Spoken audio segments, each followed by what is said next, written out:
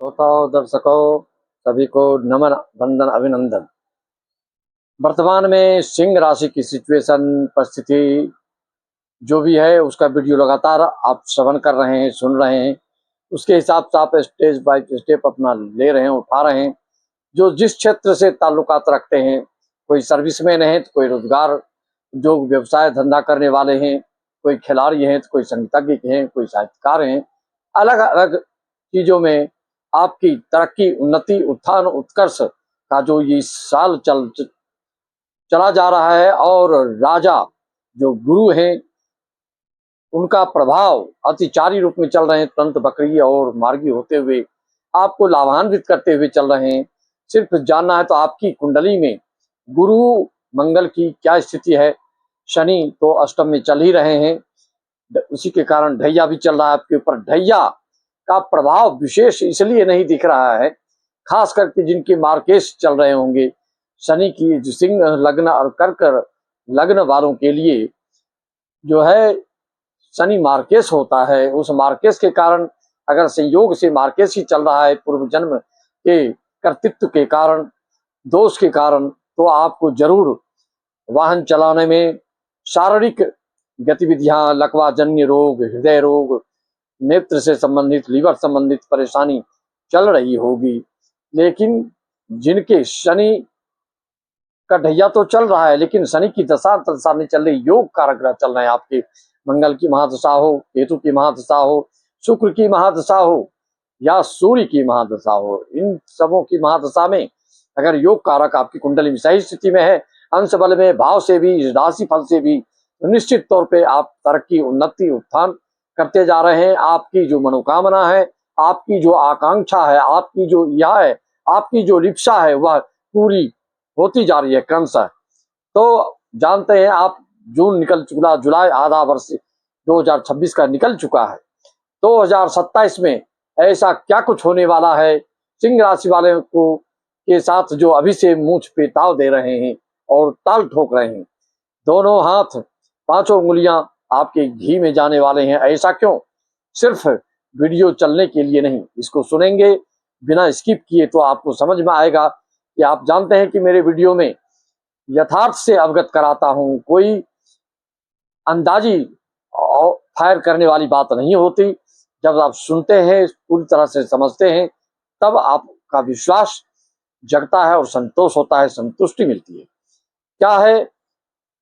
ढैया से मुक्ति आपको 3 जून 2027 को मिलने वाली है। अभी भी शनि का जो है दुष्प्रभाव आपके ऊपर इसलिए अधिक नहीं पड़ रहा है क्योंकि गुरु की 9वीं दृष्टि शनि पर पड़ रही है। शनि गुरु की राशि में ही बैठकर चर भी रहे हैं, इसलिए आपको ज्यादा इस चिंता करने की बात नहीं है।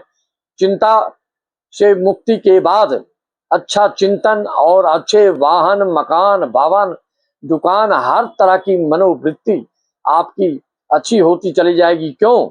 3 जून 2027 को ढैया समाप्त होगा सिंह राशि वालों के लिए ऊपर, और आपके 26 जून 2027 में गुरु सिंह में आएंगे, जिससे कि शनि पर 9वीं दृष्टि पड़ेगी। ढैया रहते हुए जो दृष्टि पड़ रही है वो, और फिर ढैया से मुक्ति के बाद जो दृष्टि पड़ेगी वह अलग होगी, क्योंकि 3 जून को शनि अष्टम भाव से नवम भाव में चले जाएंगे, लेकिन अभी अपने मित्र की राशि में और मित्र की दृष्टि से संबंध बनाए हुए हैं।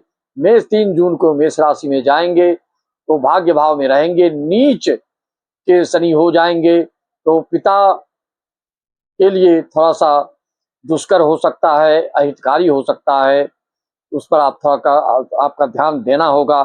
लेकिन अच्छी बात यह है कि जब लग्नस्थ होंगे 26 जून को गुरु महाराज, देवताओं के गुरु, सबके कल्याण करने वाले, तो उनकी दृष्टि पुनः शनि पर पड़ेगी, जिससे कि नीचत्व का जो फल है वह कम होता जाएगा। सबसे बड़ी बात तो ये है, ठीक 8 दिन बाद मंगल भी चले आएंगे कन्या भाव में सिंह राशि वालों के लिए, द्वितीय भाव में, जिससे कि गोचर में नीच भंग राजि।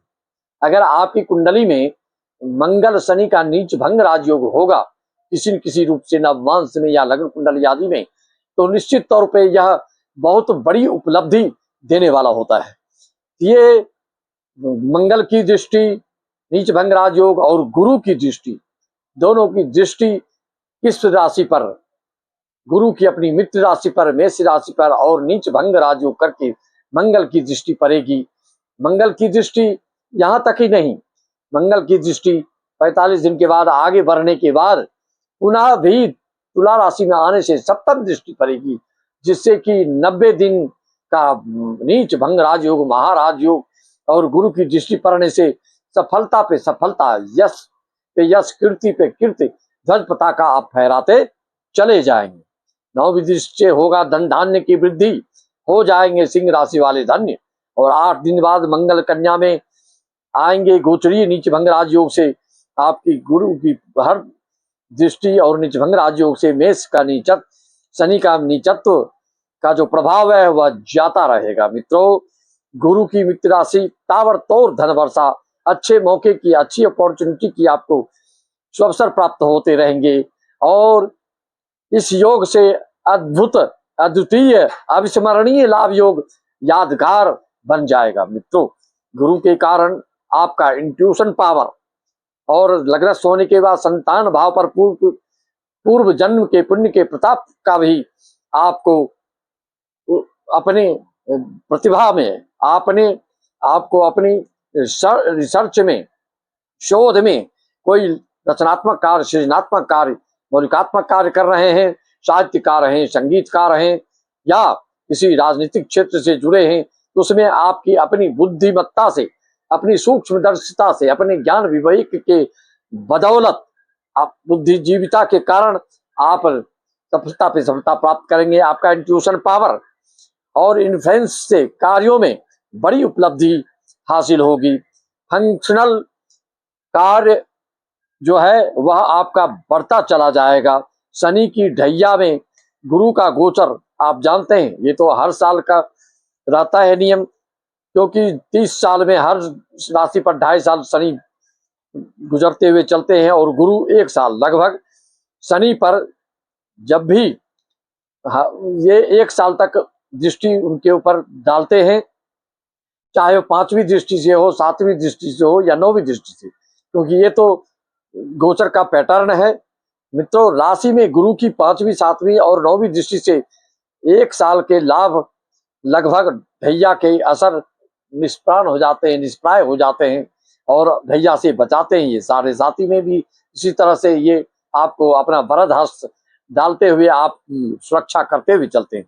वर्तमान में गुरु की दृष्टि शनि पर 9वीं पड़ रही है और शनि है जो गुरु की राशि में और रेवती नक्षत्र में, इस योग से बेजोर संयोग से शुभ योग बन रहे हैं। आपकी कुंडली में मंगल गुरु की जन्म कुंडली में स्थिति क्या है, किस भाव में है, किस अंश में है, किस युति में है, किस संबंध में है, किस नक्षत्र में है, आदि आदि देखने से जितने शुभ योग होंगे, जितने ये आपके षडवर आदि में जितना योगा योग ज्यादा होगा, उतनी बड़ी उपलब्धि, उतनी बड़े आपको कार्य संपन्न होने जा रहे हैं, जिससे आने वाले टाइम में क्या क्या सिचुएशन निर्मित होगी जान सकते हैं आप। हर मामले में, हर बात में, हर कार्य से संबंधित कुछ जानना चाहते हैं तो आप हमसे संपर्क साध करके